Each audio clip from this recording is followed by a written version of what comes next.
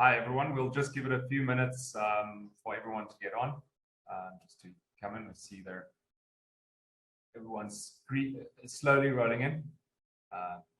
Just give it a minute or two.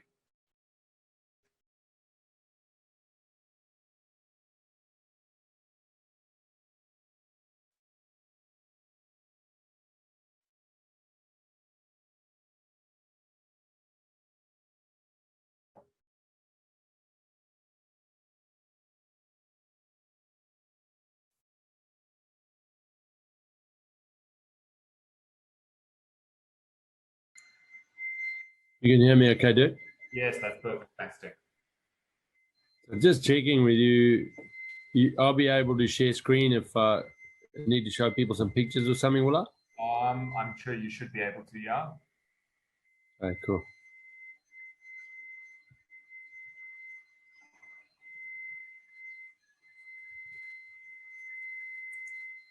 Yeah, let's just give it a few more minutes. Then I'll give it another minute and then we can start. No worries.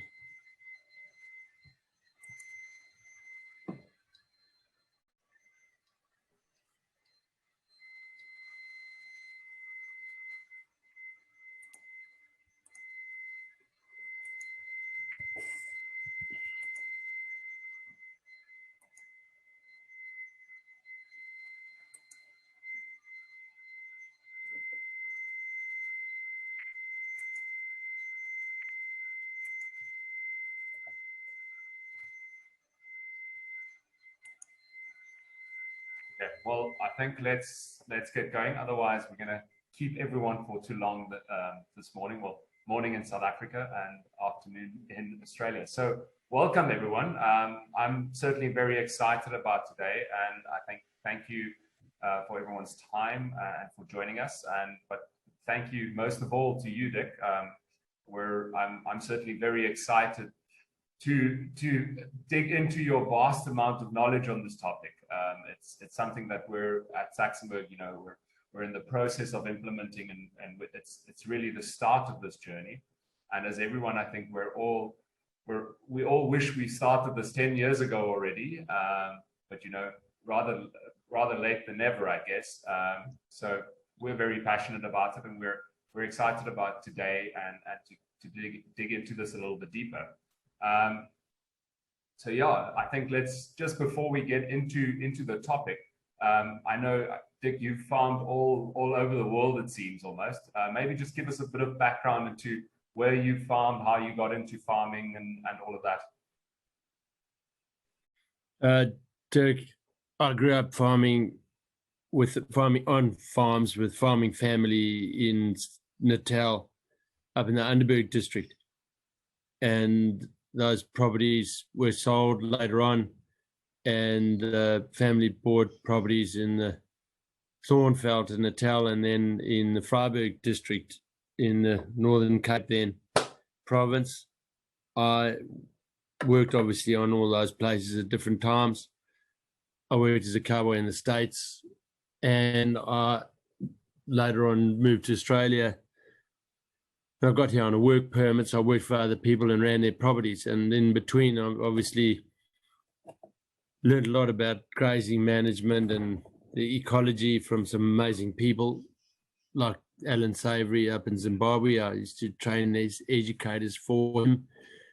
Even overseas, they'd take me over to do the ecological part of the training. The wonderful Dr. Christine Jones, who a lot of you chaps would have heard of, the famous Aussie carbon lady. Walter Yaney, Professor Walter Yaney over here, and obviously just practical, a lot of practical time, a lot of time in the saddle, a lot of time moving stock around, and at the same time though being really aware of what's happening ecologically. And the two things basically have allowed me to be very big learner, monkey see, monkey do, monkey try something different, because was brought up as an observer. You had to come home and you had to answer questions as to what was gone there, what was happening there. Was that gate open? Was that gate closed? Did you see Did you see old Keppies up in the hills there, or did you see Lamin had moved those cattle or not already, and so on? So you had to be aware of everything around you all the time. And if you couldn't answer questions, you were sort of frowned upon. So that was the basis of life, and being able to then do those things together, have the opportunity to learn with other farmers trying things around the world, in the education business, a little bit of this game.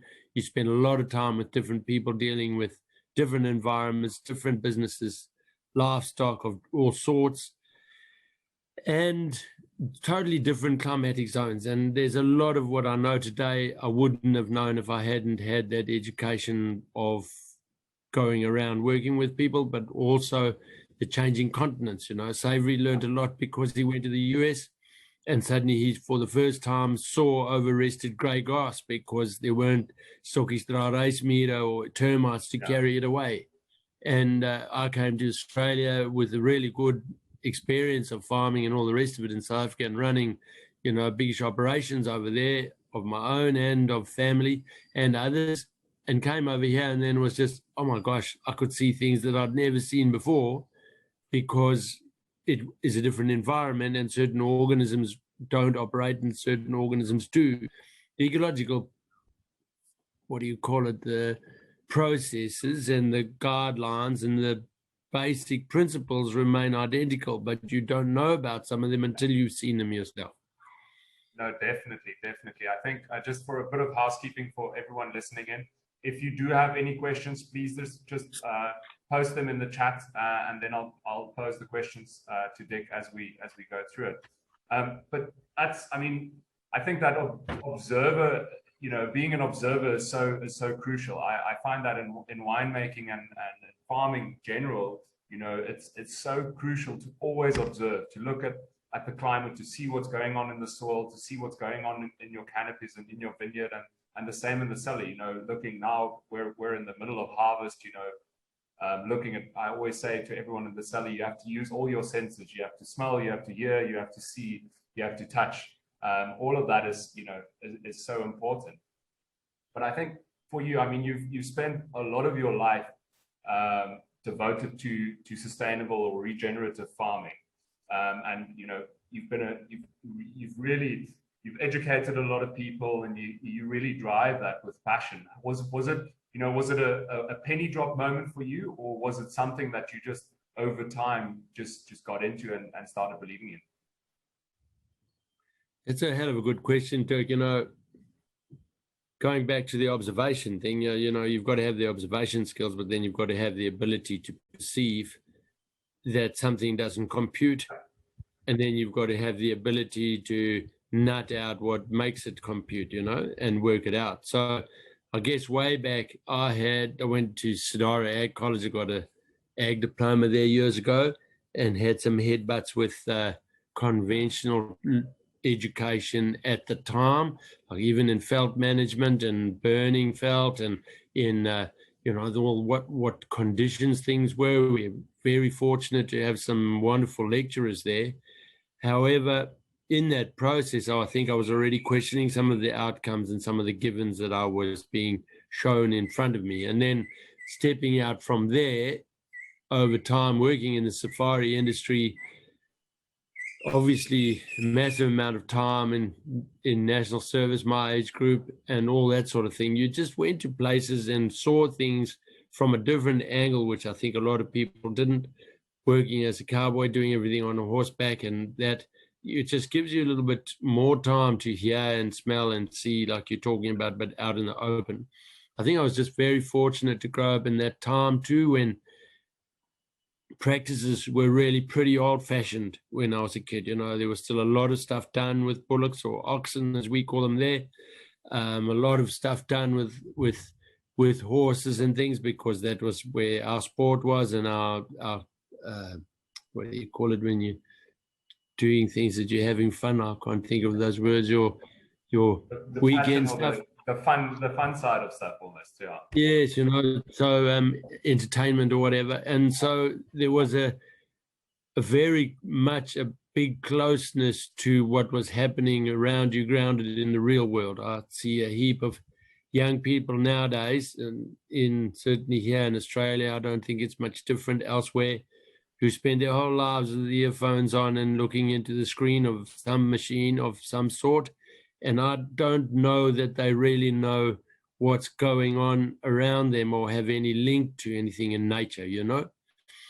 The classic thing I heard the other day, a 20-year-old woman, for the first time, she's been put in a paddock where there was, or in a camp where there was some cattle, and she said, "Oh my God, how big are these freaking things?" You know, she'd no idea. She'd seen them in pictures and things, and they were only this small. So, yeah, I think there's a lot of people out of touch, and we just happen to have been in a time when there was a lot of being in touch, you know?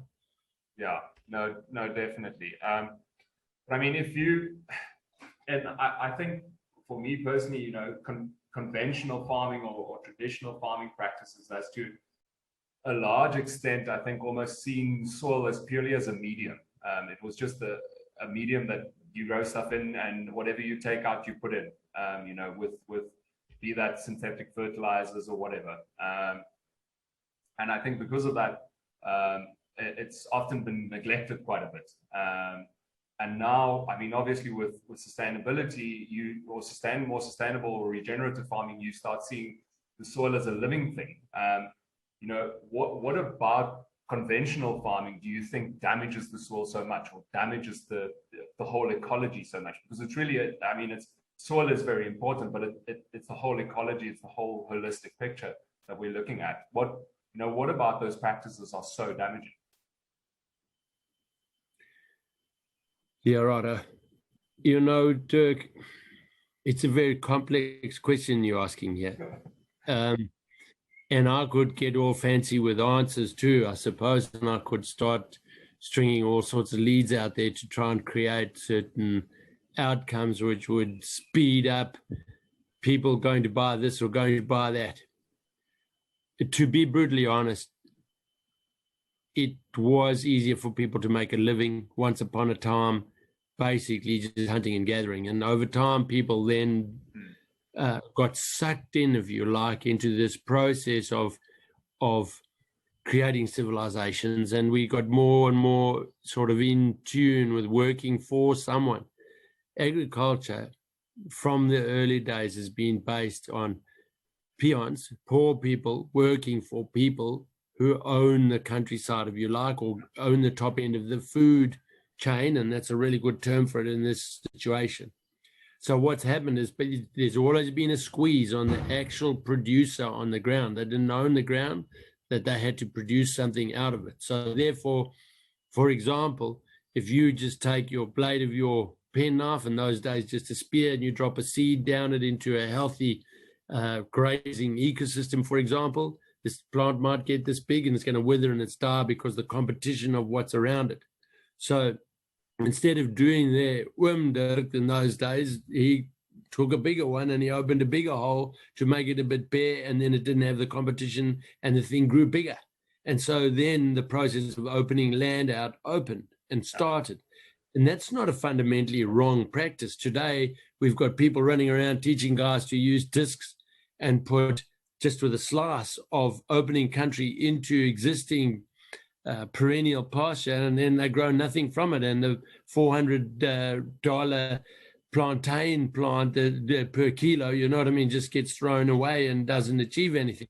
So the fundamental things that people learned back then still apply today, and we just have to learn to use them better. And I think that the basic practices of agriculture, trying to produce food, is actually in its own way fundamentally going to be destructive. And the main thing I think that has caused this to be the case, Dirk, is not scratching a hole and planting something. It's not necessarily putting the fertilizer on it to make it grow better, or putting the chemical on it to kill the competition to get it to go. The big thing is the repetitiveness of whatever you do. So if you're going to plow a paddock every year to grow a crop, or you're going to scratch a bit of ground open every year, or you're going to use a chemical to kill what you don't want to grow every year, or you're going to put fertilizer into this country every single year, that's all about that. It's about repetitiveness. At any time that we repeat an action, we're going to end up having a simplified outcome. And so if you take it back to that Jan Smuts' statement that Alan Savory quotes all the time in the Holistic Management book there, which is nature works in patterns and in wholes, then he's taken all that emphasis of the word wholes and he's trying to turn humans into holistic decision makers. I have tried that for many years working with them. I don't think it's possible. Humans are tinkerers. They detailed tinkerer people. We are detailed people. We cannot manage wholes. So if we concentrate on that same statement of Jan Smuts and we look at the other half of it, which is patterns create the wholes, that to me is the key thing. What we have to do is concentrate on that. And if we're going to do something, we've got to realize that this is a pattern of production, a pattern of work, a pattern of use, and we've got to ensure that within a very short space of time, we change that pattern. So if you're going to grow maize this summer, maize next summer, well, mate, the thing's going to simplify and you're going to end up in a corner. Maybe it should be sorghum the following year, or it should be, a lab bean or something that's going to maybe do some nitrogen fixing, or put it under grass for 3 years, change the pattern. And the more we can change pattern, the more we can work with this in a synergistic way with how nature works in those patterns and actually create a more balanced and healthy outcome. That's such an enlightened or an interesting way of looking at it. Definitely, I think it's a break from we're all at the end of the day, we all have to survive from farming, whatever we farm, and so a lot of it is just it's almost that short-term vision of just like, I need to plant this and I need to get the maximum crop this year and I need to get the maximum crop next year, and year after year and you almost take the shortest route to get there. But the shortest route isn't that. If it becomes, like you said, if it's repetitive, then it does damage. But so how do we, so let's say we've been farming, or you've been farming a farm for 30, 40, 50 years, the same old way. Like you've planted, we've got vineyards planted, and we spray herbicides and all of that. We do fertilizer and, traditional, conventional farming. How do we go about changing that? How do we say, listen, because we're not going to change our business. We're not going to, rip up our vines. We're always going to be wine farmers. We always want to make wine. How do I go about changing that? How do I go about saying, listen, how can I better my soils and my farming practices? Well, Dirk, let's just take a vineyard first of all. There are quite a few vineyards. Come from South Australia, but I happen to be in Western Australia at the moment, and there's a lot of vineyards in both those joints. The common thing, like you say, is the vines are there. It's the same old vine. It's a Merlot. It's been in there for 100 years, and it's got its little irrigation sprinklers there, and you turn them on, and the duster comes down, and there's a hell of a lot of chemical goes onto it, etc. So that is a pattern of production which is going to be fundamental to the predetermined function of that business. The function you've chosen is the business of creating grapes that you can then go and sell to Carvier Fair, or you're going to go and take that and put it into one of those bottles behind you on the shelf there. So that's your functions you've chosen. So we don't want to disrupt that, right? But what we want to think about is what patterns can we add into or change or disrupt in this whole that we're dealing with here that would then bring about some different outcome. So, for example, running some sheep in there during the dry season or during the wet season when those vines have lost their leaves. So now you're going to bring in an animal. It's going to produce some wool. It's going to produce some mutton or whatever, if it's a dorper, and you're going to run it in there, and you're going to now have dung and urine created out of this feed that's growing in between them. And that is all agriculture is really, and the livestock business is turning feed into dung and urine and selling the byproducts. So you're getting this dung and urine going down to soil surface, that new mineral pattern and and mineral cycle which you're going to bring into this, and your construction you're going to be able to put into soil structure through the root sugars and the evolution which you put into it, is going to change the natural pattern of that particular vineyard. So you might be able to do that, for example. You might be able to plant some crop in there in that wet season early on, put oats in it, put oats and veg in it, put mixtures of this and that in it.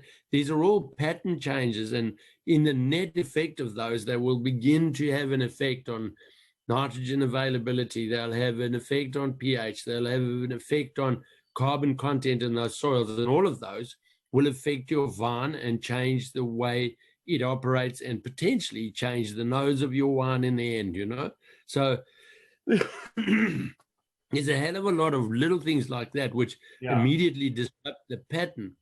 So a good story of that, I don't know if who's listening here, I've got no idea, but if you think of a wonderful bloke called Dr. Peter Oddington, and he had and may still have a sugar property there on the Tugela, at where you cross the Tugela if you're going north from Durban. Okay. He was a client of mine, and these chaps were one of two sugar producers in Zululand at that stage who weren't burning their cane to cut it. So they had to have a trade with the cane cutters to say, look, we want you to cut the cane, but we're not going to burn it, so we have to pay you more, etc., etc. They make this plan. They leave all the cane tops on the ground. Then they put the cattle on there for a day. The cattle get whatever was cut yesterday of those cane tops to graze, and so they moved on. Mount Edgecombe sent soil samplers around. They soil tested the whole of that cane belt. I'm not including Pongola. I don't know if it happened, but all the way anyway to the Tugutugu, basically. They tested all those, and only two properties did not need, and over at that stage would be a lot more money now because the rand doesn't buy quite it did then, but $3,000 per hectare of a trace element package that had to go on to all those cane paddocks except two properties. And they were the ones that had just added one little pattern of change, adding livestock onto it. Okay, it's a cheat because canes are grass. Yeah. Obviously, a vineyard is a cane, and canes are higher order plants, so they've evolved in the much more higher succession of grasslands. They didn't evolve in the low ancient succession of woodlands. They're a much more modern thing. So if you're adding animals into that setup, you'll find that the minerals will turn around much the same, and you'll have a bigger and better outcome of it because you're adding the grazing into it. Okay. It's so fascinating. I find it so fascinating because I remember when I was at Varsity, people they mentioned, oh yeah, some people put sheep or cattle in, but there's the risk of this and the risk of but it was more on the negative side of it almost, and not really for it, because it's a difficult thing obviously to manage, and it's a bit of a mind shift. So would you say, because we're looking at planting cover crops, obviously I think that's a given, one has to do that, and planting mixed variety cover crops and not just the same cover crop year in and year out. Would you say that it's crucial to put animals in that cycle as well, and not just mow the cover crop down, but have it graze down rather than mowing it down? Dirk, you guys are vintners, a lot of you, so you would have heard of the Coonawarra, I guess, in South Australia. So there's a whole lot of vineyards down there, and I work with a bunch of the livestock producers in that area down there in the southeast, and I was talking to a whole bunch of them one day, and I was very, very blessed to have a really senior vintner bloke there with us that day. And I was talking about grazing ecosystems and how animals drive the ecology. And he said to me that on their place, they had bought this ground for a vineyard, and the vineyard was on that date was 15 years old. They had bought two types of country. One was scrub, basically typical South Australian mallee and hair trees and all these sort of things, and they pushed this stuff out and they planted in its pristine country.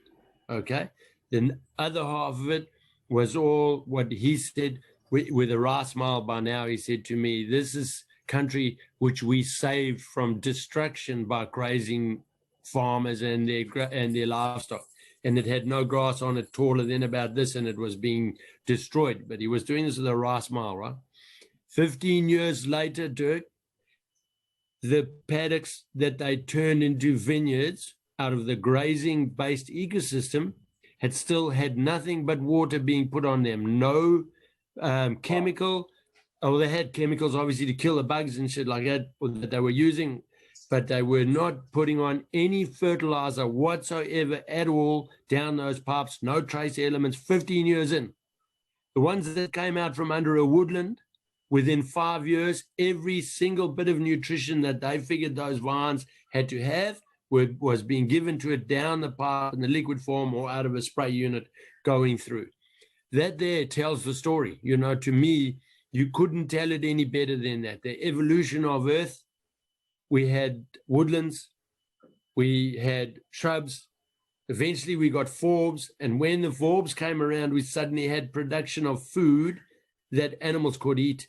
Then the dinosaurs came, and we began after that to put humus into the soil. We began to build soils. I mean, not organic matter. I'm talking about humus, the construct of a hexagonal humus helix, which holds soil particles apart and holds them together. And this evolutionary step into grazing animals is what made it possible for us to have the healthy earth scenario that we've got today. And putting the vines into that made them work better.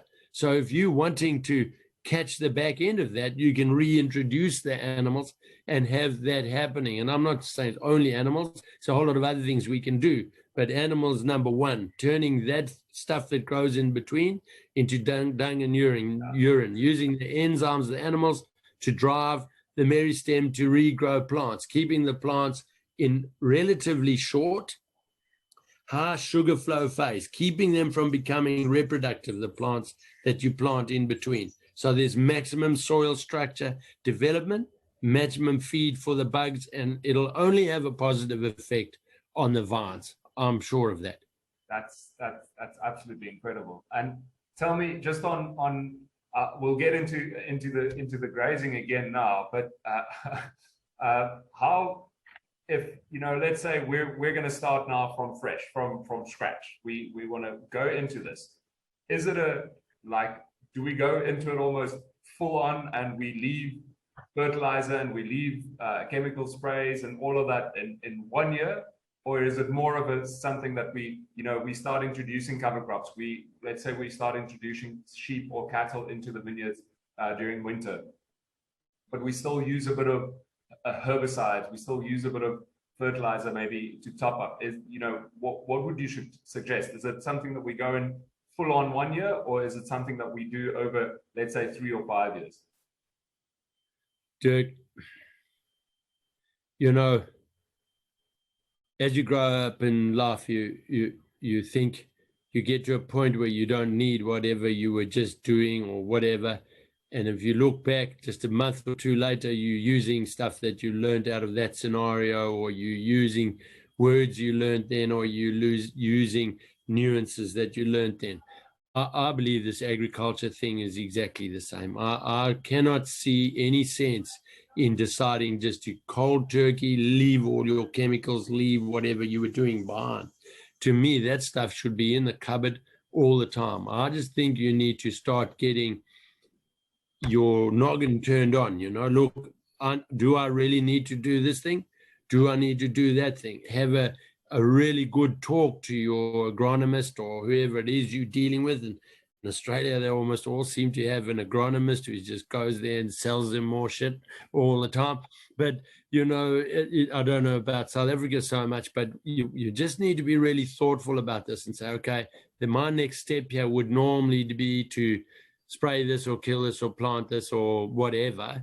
Now, do I really need this now? Is there another way of doing this for now? Do I hold back on it and see what I go? Because, a lot of our current little bugs and things that we have as humans are becoming really difficult to manage because we have wide use of our antibiotics.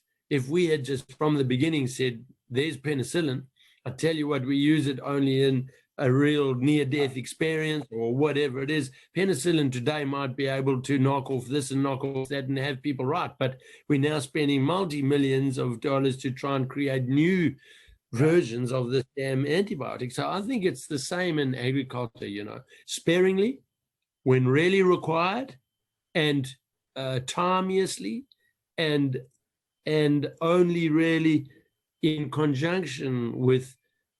I fought and kicked when they wanted me to have my grazing method included in the regenerative ag world, right, for my own reasons. In the end, they got me over the line by explaining, Dick, it's regenerative. We're not picking a date to try and make it go back to. It's not pre-Captain Cook or pre the arrival of Jan van Riebeck. It's not a specific date like this. This is about regenerating life and activity in soils. So once I caught on to that, I realized that all we really have to do is concentrate on creating the soil structure and the opportunity for other organisms to come in and do the work. And we can't have people come in and do this work unless we allow them to get in there. The job's got to be there. Otherwise, everybody's sitting, waiting outside the BP, waiting to be picked up to be taken to work because there are no jobs. So the moment you create a little job, well, then somebody can do it. So in this environment of the soil, if you want phosphorus in that soil, you don't necessarily have to go and get it out of a bag and put it in that soil. What you've got to do is you've got to make room for the relationships of all these different organisms and elements to operate so that the phosphorus that's there potentially becomes more available. And that doesn't mean we'll never add one. You know, we might have to add it in. We might have to lime it to change the pH, all sorts of little things. And to me, it's more clever. That is what we need to do. I think that plays in beautifully into, you know, just not doing something repetitively. It's not about using chemicals year in, year out, you know, because that's the damaging part. It's that, you know, using it, as you said, when it's that almost near-death experience where it's like, listen, I need to do this now. And it's like, you know, it's a bit, if I translate it into winemaking almost, it's like you try and limit inputs into the cellar as much as possible. You don't want to add too much to the winemaking process. But there are certain things that you have in the cupboard that if you need to do it, you are going to do it if it's going to make a better wine. And I think that's the same. We should apply the same principle to all things in life. You know, it's like, don't throw it away. There's a reason why those things were developed. There's a reason we have them, but they were just the simpler option almost. And so we just overuse them. And with that overuse, you almost make them worthless to an extent, or they become, And that's correct. You just become an automatic action to go into the cupboard, fetch that stuff, put it in there, instead of being for 5 minutes, just being the old vrouw in the Kalahari who's now having to cook a dinner and she's supposed to put in tarragon and there's none in her cupboard. And she says, what could I use instead? And she walks outside and she gets a stinging nettle out of the sheep yard and she chops it up and puts it in and it works.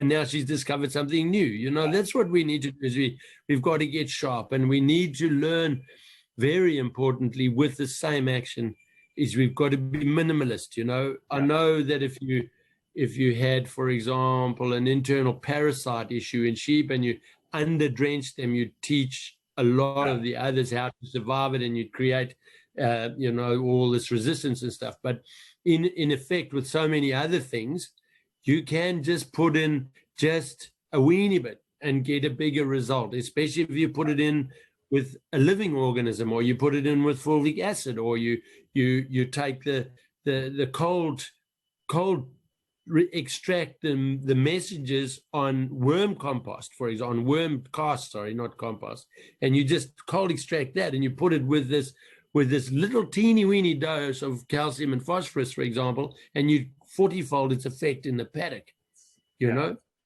No, that's fantastic. Okay, we've got a few questions here. I'm gonna, from Denise and from Alistair. I'm going to read them together. Is there certain cattle or livestock that is preferable for vineyards? e.g. small sheep over goats? And then the other one is, if one does introduce sheep, what volume per hectare of livestock is optimal? What would you say there?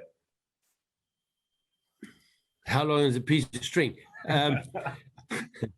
You know, look, to make it as easy as you can to start with, get someone else's sheep. So go to one of the sheep farmers in the region and say, look, if you got some lambs you wanted to finish at that time of year, look, bring them in here and we'll run them in. Off a truck, you get some temporary panels or whatever, and you offload them and you put them in there and you see how they do and they go. However, at the same time, there are horses for courses. So if I just had sheep in front of me and I looked at all the sheep breeds, I could go from a straight merino that's hardly going to do any browsing through to a dorper who's going to be, if you don't have enough feed up for it, it's going to be ripping the bark off your fines in 5 minutes, through to a dummer that's going to spend 90% of its time with its head up chewing all the stalk. Yeah. So, you know, there's all these types like this. Obviously, there's cattle, there's polled cattle, there's horned cattle that are going to change the way they operate in there. So goats, I would be warning against to start with, because I'm a big person for that KISS principle or whatever it is, keep it simple, stupid or whatever, that one. So there is a very strong underlying principle of get the animal that you know is not going to do you any damage in there, rather than going through the process of teaching an animal that could give you the problems how to not do it. And they can do that. In Australia, they're doing that now. They're putting goats on vines during the growing season of the vine. They're putting these goats in there, but then they run them on there until they've got a feed. They take them off. They inject them with a phytotoxin, and then the animal feels as sick as a dog. They put it back in there, it eats it again. They do the same again. After that, those animals never eat a vine again, and their grandchildren never eat vines again. That's a great. So, yeah, so that's getting fancy now. You know, just like your goat in the Bokkerveld or whatever it was, learned not to eat that particular plant because its granny got really sick eating it. So, you know, we could do that, but just keep it really simple to start with, and just run some sheep in there, put them in only in the off season of the vine leaf for now, and just in numbers, mate. Look, I do training on teaching how much feeds in a paddock, and you can work out how long the growth rates and all the rest of it, but just start with a small mob that you can reckon are going to get a feed in about a 16th of your vineyard, and then just move them along.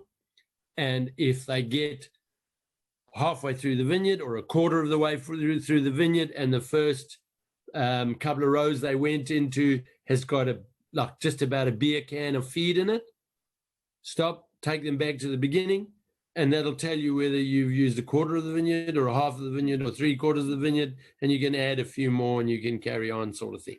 So during that winter growing season for the cover crops, if you put them in, I mean, at what height do you think, or how much, how much growth must you allow before you introduce animals? And then during that same season, would you put them back in again if you've had regrowth? Yeah, so you must remember I'm in Australia now, and I'm always pulling the piss out of the Aussies. So what you can say to everybody there, as soon as you can begin to hide the sandpaper on a cricket ball, put the stock in. Okay? Right. And you graze your way away from that spot, and the moment that first spot is hiding the sandpaper on a cricket ball, put them back in it. You know, for some people that's going to count as overgrazing, but it really doesn't matter. You're not wanting to grow big plants in there. You're wanting to grow plants that are slightly stressed. You're wanting those plants to be in a situation where they're going to sweat as much humus building sugars into the soil as possible.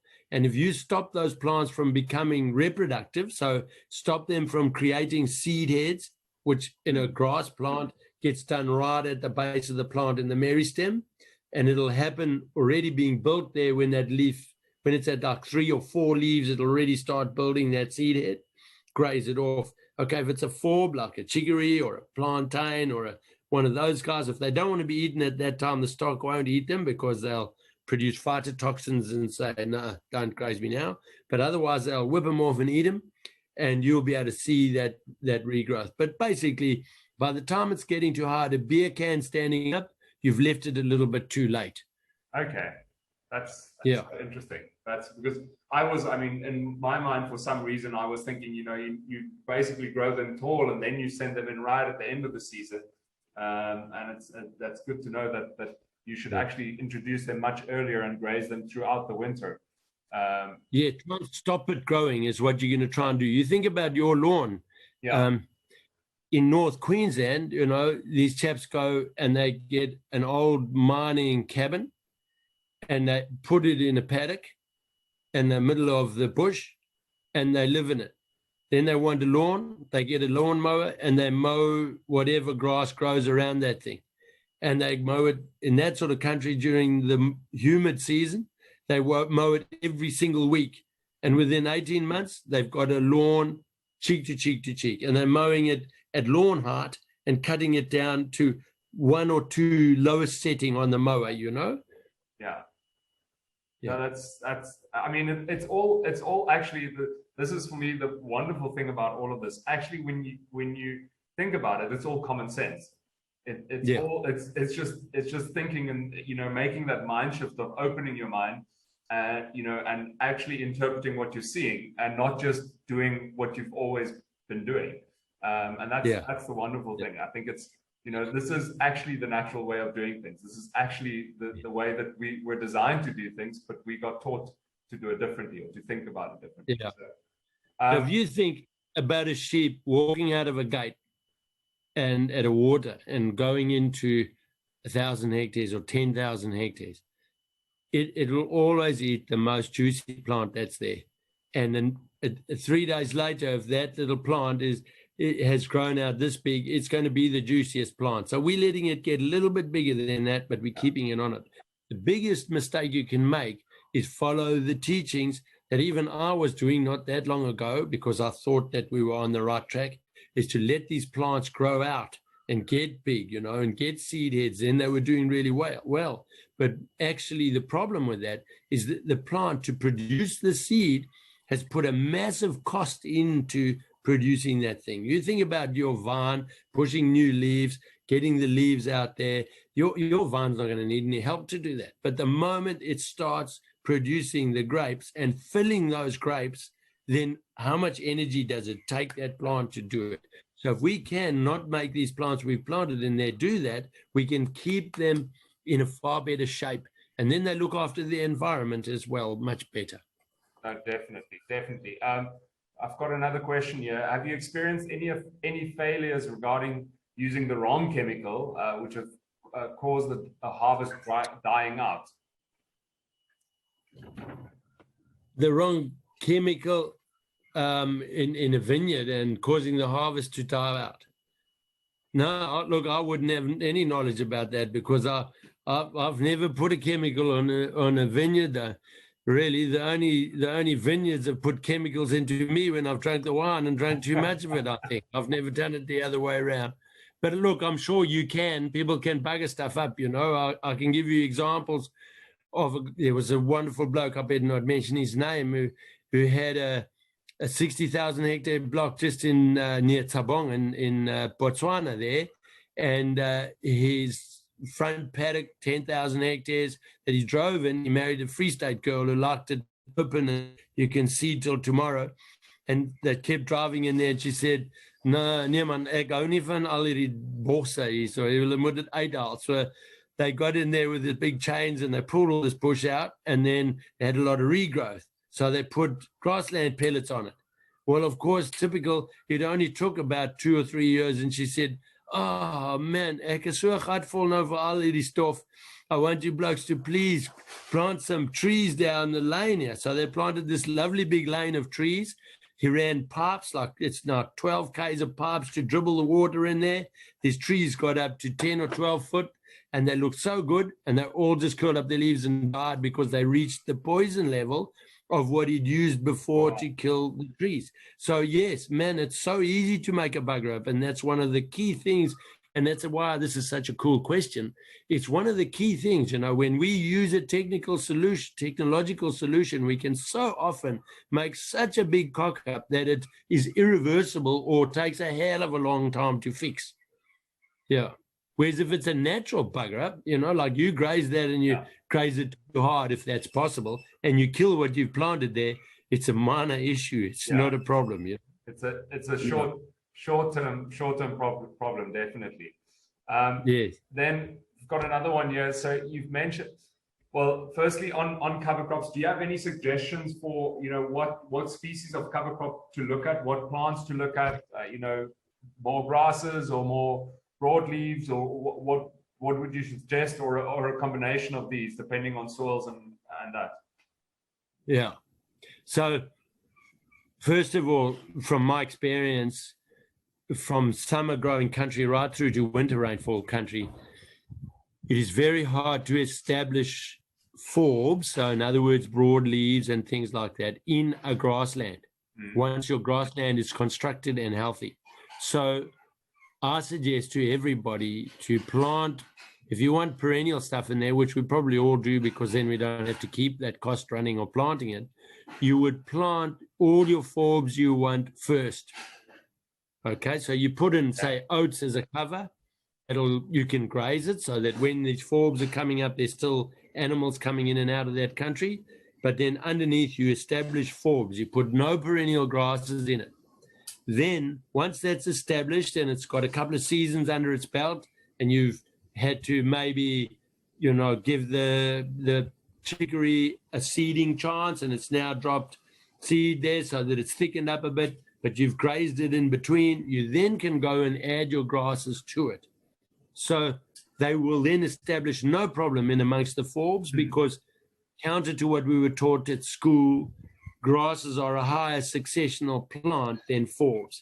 Forbs are a higher successional plant than trees, because that's what happened in evolution. The grasses came after forbs, forbs came after trees. It's not the other way around like we were taught. So they'll establish themselves really easily in amongst those forbs. I think there's a couple of little pointers with this, Dirk, that maybe chaps can take note of or consider. Farming seems to me to have become a thing where you try and kill everything that grows easily and you grow shit that won't grow there, right? So try and grow stuff that already grows there. Go and look around the road reserves, go and look in the headlands, go and look at what's choking out your vines already. You might find cocksfoot in there, for example. You might find cooch growing in there. You might find people like this, those are grasses, but you might find thistles, you might find dibblekeys or whatever. Yeah. These are the things that like to grow in your country. So go and get the seed of all those things and plant them, right? All the things that want to grow anyway, plant them. And I know this is a bit ahead of my time, and a lot of people are going to switch their computers off now because I've said plant weeds, but that is way ahead of its time. But okay, for now, try and duplicate the weed. Okay, so this particular weed has got a yellow flower, and it's got a bit of a taproot, but it's a bit thick like a carrot. Okay, if I replace that with a radish, it'd have the same root shape, and it's got a yellow flower. Okay, so can I try and replace these things with things that'll do the similar job, for example? And then the next thing is Christine Jones, Dr. Christine Jones. I don't know if she's still on that bent, but last time I was running around talking with her at a bunch of field days, it was last November or so.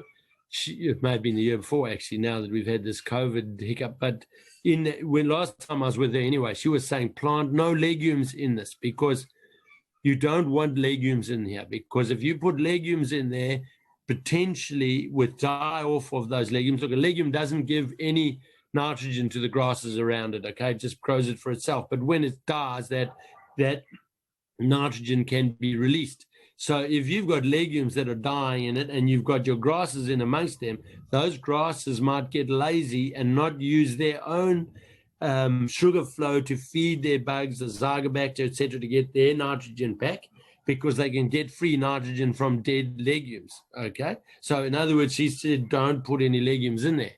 But when you sit down and you try and make me a list of 6 or 7 forbs which will grow in your area, you're going to be able to do that without putting a few legumes in.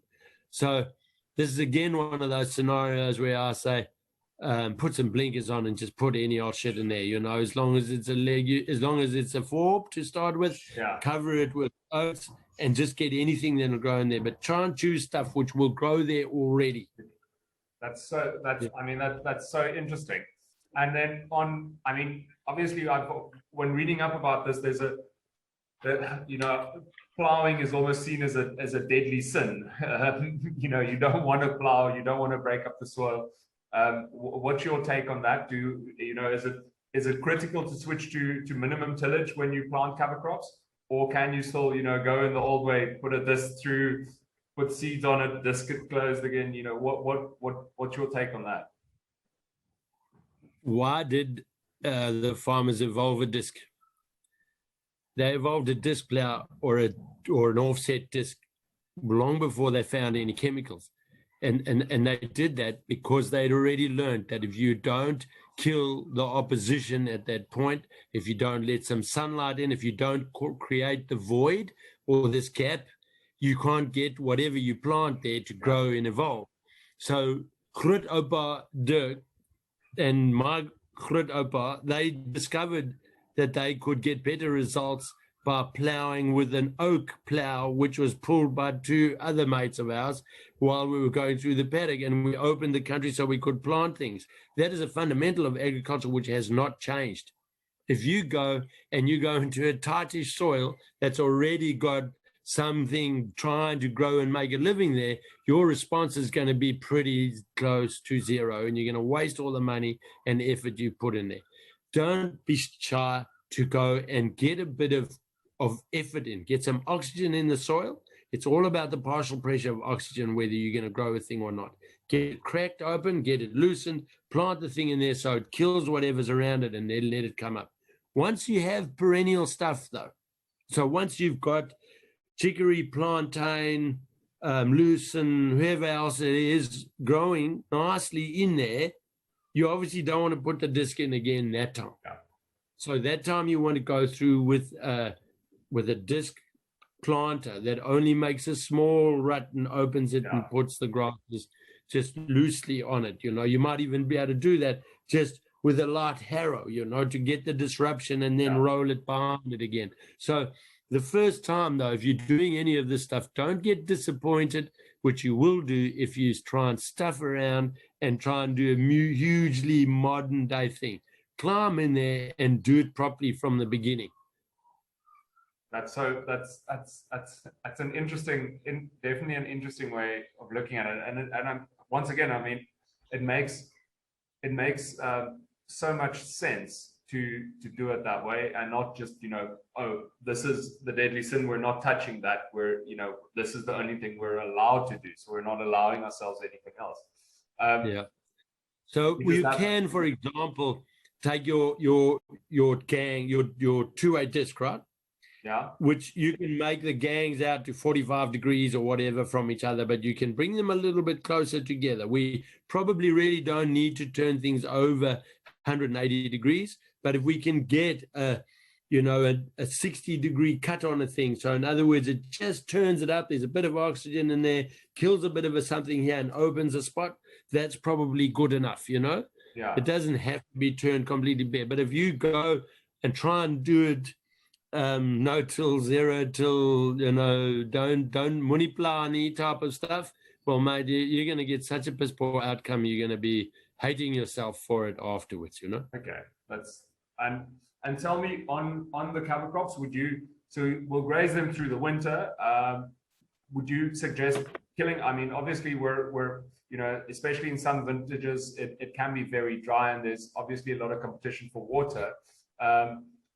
Would you suggest killing the cover crops in between the rows completely, or just letting them die out almost naturally through the summer months?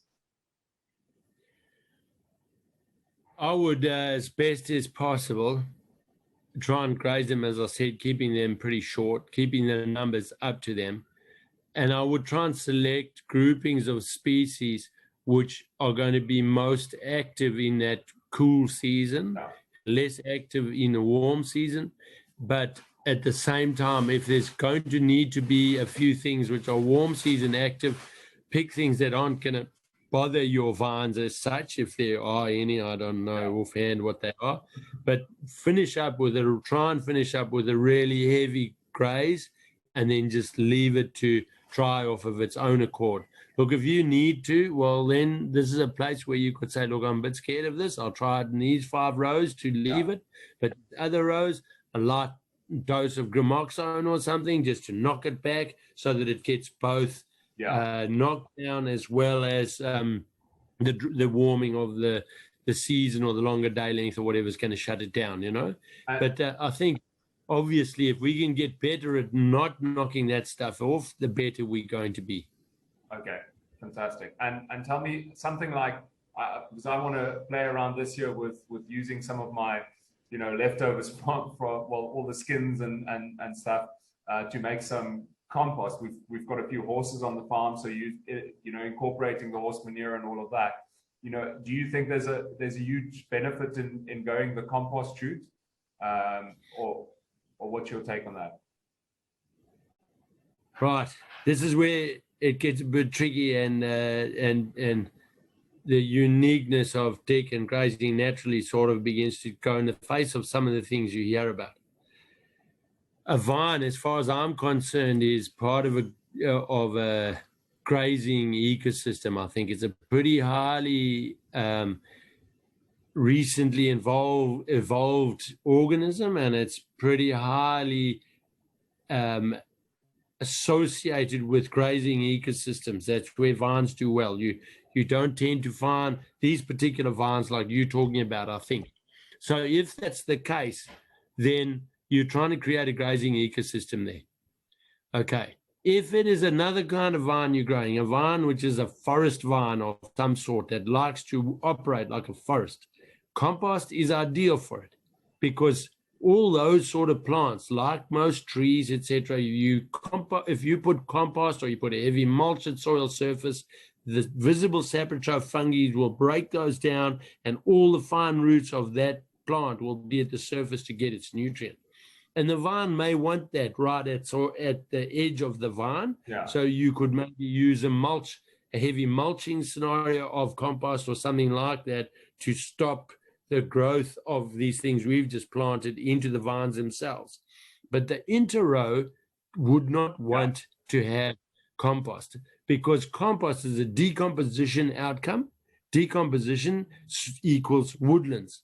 When you had the evolution away from woodlands and shrublands into grasslands and herblands, which is grasses mixed with all these forbs and things, you actually had an evolution into a situation where most of the carbon cycled through an animal's gut, and that is a digestion pathway rather than a decomposition pathway.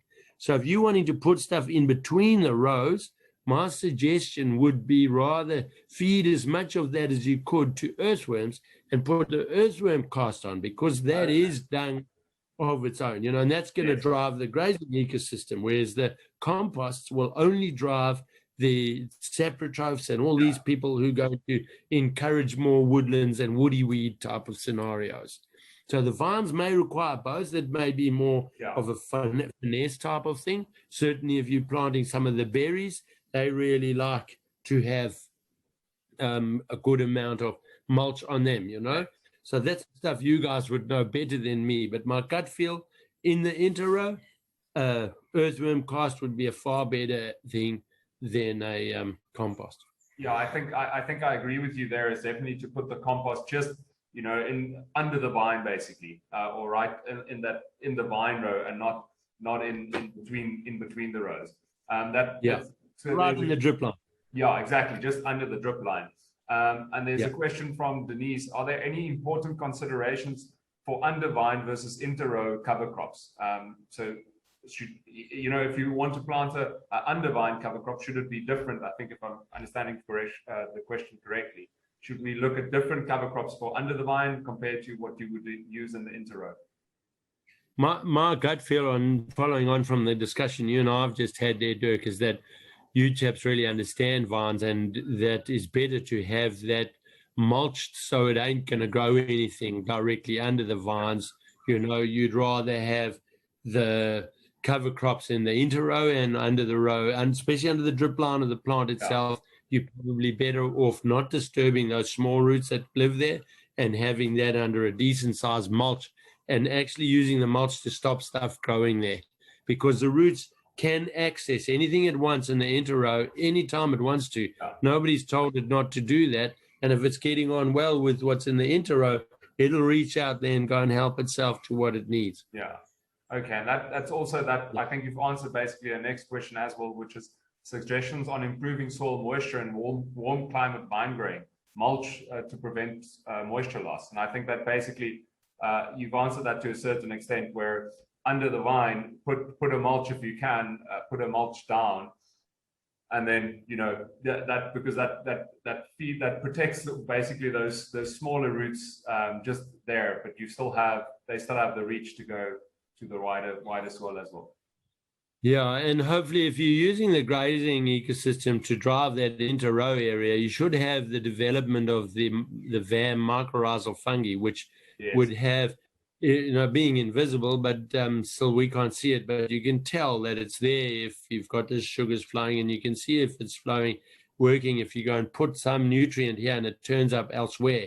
And that mycorrhizal fungal network will work right through that. The vine row itself isn't wide enough to cause a big enough kill zone from the visible saprotrophs, so the more ancient saprotrophs, and keep their mate out. They'll let them through, and so you'll be able to get the cross contamination. What's the opposite of contamination? The cross pollination. Yes, cross pollination of good things coming in and out. Okay, brilliant. And then there's one more. Well, there's another question that was asked earlier. Please explain what it means to plant root exudates and the benefits of that. Yeah, so root exudates are going to happen automatically out of plants, particularly out of forbs that have fibrous roots, or like a carrot type root. Some of them do it, but the brassicas don't. None of the brassicas do, and all your grasses do. So when they are in a youthful stage, so kept in a vegetative stage, so for grasses 6 leaves and below, more or less, so 4 leaves really, I suppose, and below, your sugar flows into the soils, but you can see if you dig up a plant and soil sticks to the roots, you can see the sugar flows. Okay. Those are root exudates. So if you dig out a plant and it's got actual little soil particle the whole way along sticking to it as if it's got dreadlocks, then you know that that thing's releasing sugars into the soil. So that will be feeding the mycorrhizal fungi. So it's not a specific thing, it will be able to do it. So they, in Western Australia, far north from here though, I've driven 4,000 k's to get to. If I traveled another 4,000 k's north, I'd be on these people's place where the hegates, where they put cold expressed chemicals off the earthworm casts. So they cold remove some of the chemical messaging on the earthworm casts. They roll all their seeds in that, and then with wet basically, before they plant it.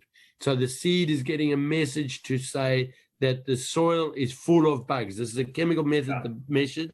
The bugs have to tell the seed there are lots of bugs. So that seed already has 2 roots growing out of it on a screen. If the seed is made up to be the size of my thumbnail, then the 2 roots are already as big as these fingers. No leaves coming out the ground yet, because it's going to put all this energy into feeding its community of organisms around it, not bother to make a leaf yet. So if you can learn how to do that, you watch a movie called Quorum Sensing, a QUO quorum, like a meetings quorum. Dr. Christine Jones, it's got all those pictures in there, and that these guys would be able to explain to you how to make this stuff. Then that just is a chemical sense the plant's getting, which says it must chuck all this liquid into the ground. It feeds the bugs, and that's what grows it. It's not something you can actually just add or plant there. It's a natural process the plant makes the decision to do. So these plants will do it until they become reproductive. The moment the meristem of the grass right down the bottom, or your chicory starts way up here, or your lucerne plant starts way up there, creating the little flower. The moment that happens, they'll start to shut down their sugar flows into the soil. And then you lose out on that stuff, which is basically the fundamental stuff for feeding the bugs that'll create humus and soil structure and glomalins and all that sort of thing. Yeah. So, I mean, all of this is so fascinating. I could probably, I mean, I could easily sit here for another few hours and chat about it. But I think that would be unfair to everyone. I just want to touch on one thing. You know, I think there's a massive benefit and I think a very underreported benefit of all of this. And that's actually that this process sequesters carbon, it captures carbon and puts carbon back into the soil, which means it takes carbon out of the atmosphere, which we all know is a massive problem with climate change. You know, tell us a little bit more about that. How does that process work? And, you know, is that actually the solution for climate change, the solution to some extent for all our problems? Dirk, you've now thrown a cricket ball onto a wasp nest here. Because, look, there are people that'll get on this carbon bandwagon to market their businesses, right? I don't. Carbon, atmospheric carbon, yes, it is increasing extremely quickly at the moment, and this is the problem. It's not the carbon in the atmosphere, it's the fact that it's increasing quickly. Yeah. So now, if we look at the actual amount of carbon in the atmosphere, at the moment, if we agree, you and I, more or less 416 parts per million, that's 0.0416% of the atmosphere. Mm. It is a trace gas. We actually have short supply of carbon in the atmosphere. During the time of the dinosaurs, that was 0.16. It was 4 times the amount of carbon we have today. Okay, that allowed plants to grow bigger and therefore quicker and therefore more animals. There's a lot of tomatoes grown in Australia in tunnels where they pump the atmosphere of the tunnel to 4 times atmospheric carbon levels to be able to produce lots of tomatoes and produce them quickly. So the carbon itself is not the issue. There is a shortage of carbon actually in the atmosphere. What the problem is, and what our whole issue we're battling at the moment with, is a water cycle issue. And that is why it is so important for everybody on this call, everybody we can ever reach, to learn to put carbon in our soils, is to fix the water cycle. Yes, we've got a current carbon thing running away. Yeah. Our issue here is water cycle. This is what we need to fix. We need to catch water quicker. We need to hold it for longer, and we need to use it for longer so that we have more green plants for a longer period of time. That is the savior of all our issues, not so much the carbon. The carbon is the tool to fix that. So when we're fixing this carbon issue, we've got 2 kinds of carbon we can put in the soil, you and I. Mm-hmm. The one is labile carbon. That's freely available carbon. That's the stuff that's coming out of the compost. That's the stuff coming out of the mulches at the bottom of the soil. That's the stuff that makes the top of the soil go dark color. Yeah. Okay. The carbon, that labile carbon is hugely important, and there's scientists all over the world is warning us not to stop with this labile carbon thing, because that is the carbon that actually cycles and has got to go back out into the atmosphere again for us to be able to operate. If we don't have carbon going round and round, we up shit creek without a paddle. So the remaining bit of the carbon that we wanting to get to fix our water cycle, we want to put away as humus in the soil, is humus. Now, humus is a hexagonal shaped 6 carbons. It's got nitrogen, it's got phosphorus, it's got a whole lot of other goodies in it, but it's 6-sided carbon constructed compound, but the original helix doesn't join. It goes underneath itself, making a helix shape. So it ends up like a coil spring. This thing has both the ability, it's a plus and minus, it's positive and negatively charged, so it can hang on to both cations and anions. It has its own magnetism, so it can hold soil particles together as well as push it apart. this process creates this humus. This humus is created from all from this liquid carbon pathway. It's the essential thing for us to be able to help us hold on to water and get more water on there. One of the things I really like about it is its color. It's like a very light color. It's amber color, almost the color of beer. And because I love beer very much, I think this is a really good thing. And I shouldn't be saying that in front of a bloke with bottles of wine behind him. But still, if you think about that beer, you spill it on the counter, it's colorless. So you can actually have a soil that is full of humus that is no different to the original soil color. Red soil being red soil top to bottom, but full of humus, okay? It's not the dark coloration. So, right, I've just gone on this bit of a rant. The important thing for us here is to fix the water cycle. That is why I'm involved in the carbon fixing game into soils, to fix the water cycle. I'm not involved in it for the other reasons.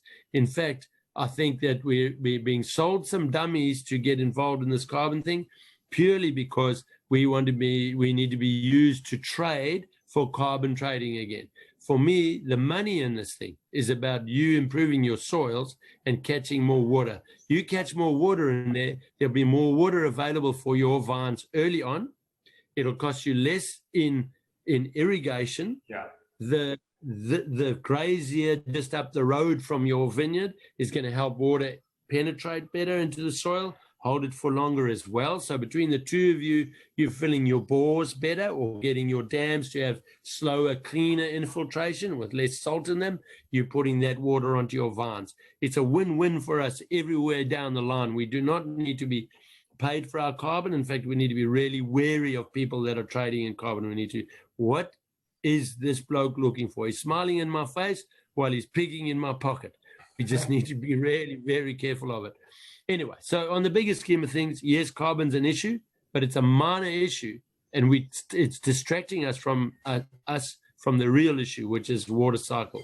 Okay, that's I think that's a good point that you made there, and it leads me to my last question on regenerative farming, and actually it takes me a bit back to the start of where my mind started to shift into this direction.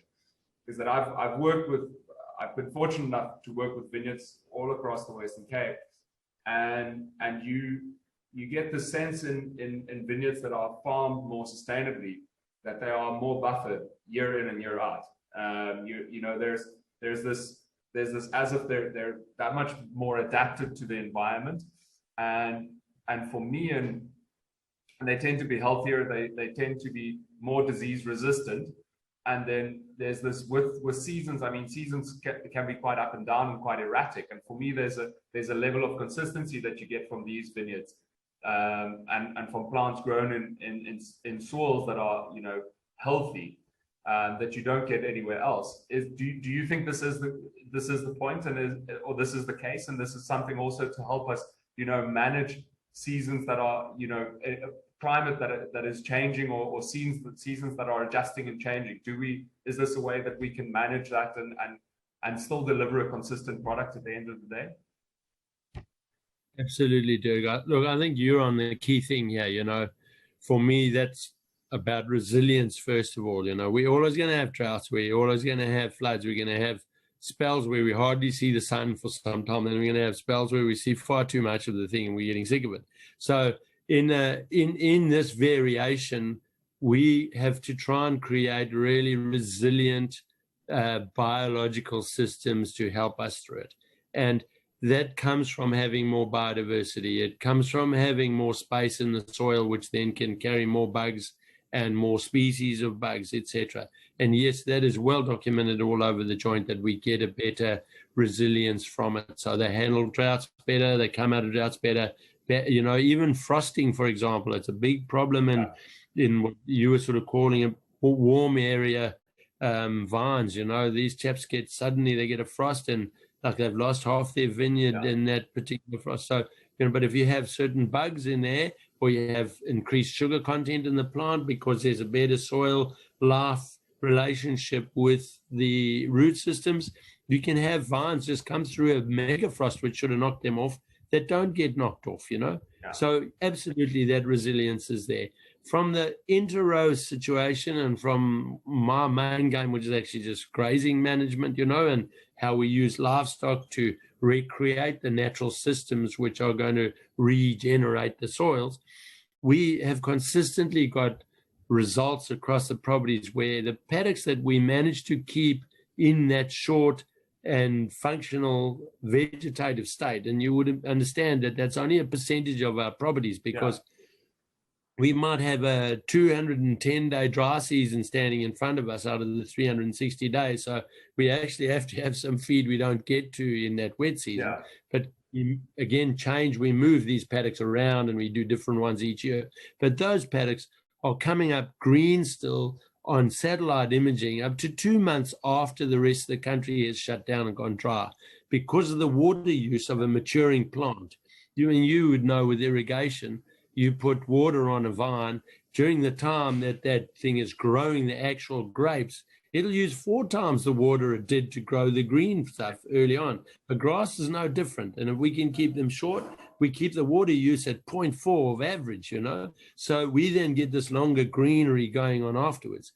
And to quote the lovely Christine Jones, Dr. Christine Jones, she just says, there's only one thing that we need to all concentrate on doing if we want to sort out what's happening on Earth, and that is to have green plants more of the time. And it's that simple. It really is. Just green plants more of the time, and we will have better carbon cycling and a better water cycle evolving from that, That's, I think that, that's such a fantastic way of putting it and summing it up. And I think with all of that, you have healthy populations of insects and beneficial insects, and everything just works better. And as soon as that system is running naturally, the amount of inputs that we need to put in is so much less, and that nature does it all for us. We just came in and messed it up along the way somewhere. On just as a last note, do you have any advice or recommendations for people that, anyone on this chat that wants to find out more about this topic, and, how do we start, and, how do you learn more about this? What would you say? Are there podcasts to listen to? Are there papers to read up on, or books to read? What would you suggest? It's very difficult, because a lot of the books out there are defining the fact that we've got a problem. And I honestly think that unless you're a freaking idiot, we know we've got a problem, right? So we don't need more books to read about defining we've got a problem. What we actually need is more people telling us how basic systems work, first of all. And, I do have a couple of videos where I explain evolution and how the soil's evolved and all that type of stuff out there for people to look at. We do have notes and things which we can get out to people, that sort of thing. Dr. Christine Jones would be absolutely the ultimate person for everybody to get out and have a look at. There's all sorts of YouTube videos of hers. There's YouTube videos of mine out there which you can watch, and she's not defining that there's a problem. She tells you there's a problem. She's defining how systems work, and in teaching about how systems work, she's giving clues to, and not always just clues, sometimes specifics, but clues on how we can actually turn things around the other way. Professor Walter Janey, that's Jehne, Janey. He's another bloke who there's some quite good YouTube videos of him out there showing some outcomes. There are heaps of Americans running around doing all sorts of YouTube videos and things like that. Look, most Americans probably aren't worth the paper their names are written on as a punt here, but no. I think South Africa has a much closer potential to learning some of the things from the Americans, because we've got, in many cases in South Africa, we've got younger soils, and we've got more altitude, and we've got more varied landscapes over shorter distances, and maybe even more defined seasons. So there are some things we can learn from the Americans in a South African context.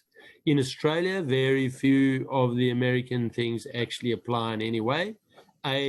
We have really ancient soils, and we've got really, climatic variation, which they wouldn't know about. And the next thing is that in America, like Southern Africa, there's a lot more labor available. There are people around. In Australia, there's just no one around. So people have to do everything themselves, and we need to do things that are very low labor intensive here. So I don't think they really apply to us much here in America, the Americans, I mean. Yeah, so there's some pretty good things with that. But basically, I would just start by looking at those few people, Nicole Masters, Christine Jones, I said, you can watch some stuff of ours, and then just going back and concentrating on doing stuff that already works, and then adding to it in little teaspoon amounts. I honestly think that to go out there and have a loose look around, you would find that 9 out of 10 of the people going around teaching regenerative stuff are actually cranks. They don't know what they're talking about at all. A heap of them have never done it themselves. Yeah. And if you take those two things, you're listening to someone who's going to lead you out the garden path. And in that, next step for everybody is to create little groups that get together. So you chaps have got your your region. You have little groups in there. You say, right, we are now going to be the regenerative vintners of the greater Stellenbosch, or the greater Swartland, or whatever it's going to be. We're going to pick, this is what we're going to do. So when we choose to do that, we get together every 6 weeks and we hold these kind of things. Like you guys are doing such a wonderful job putting these things on for people. And then you chaps do circuits of each other's properties. Yeah. Dirk tried this and this worked. You go down to Valerian's and you see some of the cover crops he's put in, and you see what he's achieving results from. And you go around and then you just start copycatting each other and adding little things. That to me is how this thing's going to grow. It's going to grow from, and to excuse the pun here, but it's going to grow from a grassroots thing where actual local people work out what makes it, what works there, and they're going to go ahead from it. And if you're not getting a response at the time, I think this is one of the sort of big things you have to chuck on the end here, is that when you do something, you're going to get a response. The first time you do it, the response might be teeny weeny. You do it again, the response is going to come. 90% of humans will give up the day before that response is kicking in to really make its change. The hardest thing for a human is to know whether it's the hour before midnight or the hour before dawn. And that's your difficult. How do you do that? How do you know which one of the two it is? Do I do this again, bump my head again? Or actually, if I do it one more time, is this going to be the result? And I think that's where we need these big hand-holding groups where we can say, look, no, hang on, but just try that one more time. I think, Johnny can see that this is happening. Look at sugars flowing into the soil. Jenny looks at it and says, this is a balls up. This is just wasting money. Okay, and my last warning with it, or my last thing to throw in on top, is we've got to be a hell of a careful. I've seeing it happen here in Australia, and I know it's happening all over America. We've got to be really careful that we don't end up just replacing one whole set of what has got a bad name of inputs with another whole set now of inputs which cost a shitload of money and aren't necessarily all that effective. And all we're doing the whole time is taking our hands, dipping them in our pockets, and taking cash out to put into somebody else's pocket, who's then selling you a thing, whether it's going to stuff up the world tomorrow or whether it's going to not have an effect. You know what I mean? There's heaps of snake oil out there, No, that's so true. I think it's fantastic. I think I mean there are a bunch of questions.